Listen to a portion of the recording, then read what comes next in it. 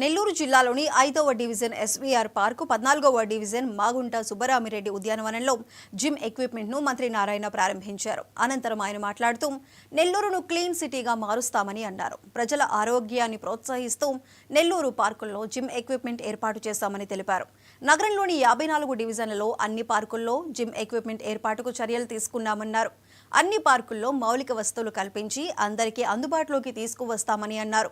Zakir Hussain Nagar SVR పార్కులో 40 లక్షలతో gym equipment ఏర్పాటుకు నేడు శ్రీకారం చుట్టామని మంత్రి నారాయణ చెప్పారు. నెల రోజుల్లో ఈ పనులన్నీ పూర్తి కావాలని అధికారులను ఆదేశించారు. అన్ని మున్సిపల్ పాఠశాలల్లో కూడా జిమ్ ఎక్విప్మెంట్, క్రీడా పరికరాల ఏర్పాటుకు చర్యలు చేపడుతున్నామని అన్నారు. రాష్ట్ర వ్యాప్తంగా ముఖ్యమంత్రి చంద్రబాబు నాయుడు ఆదేశాల మేరకు స్వచ్ఛాంధ్ర కార్పొరేషన్ ఆధ్వర్యంలో పెద్ద ఎత్తున స్వచ్ఛాంధ్ర కార్యక్రమాలను నిర్వహిస్తున్నామని మంత్రి నారాయణ పేర్కొన్నారు.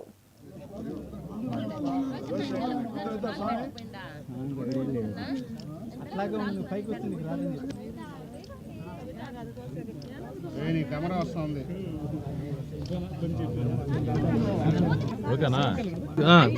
Okay sir. ఇంకోసారి సార్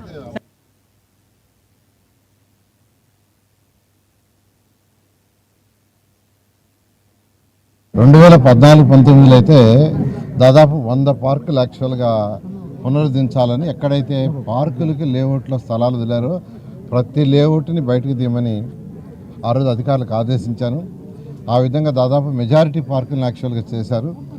దాంట్లో పిల్లలకు చక్కగా జిమ్ ఎక్విప్మెంటు, ప్లే ఎక్విప్మెంట్ ఇవ్వడం జరిగింది.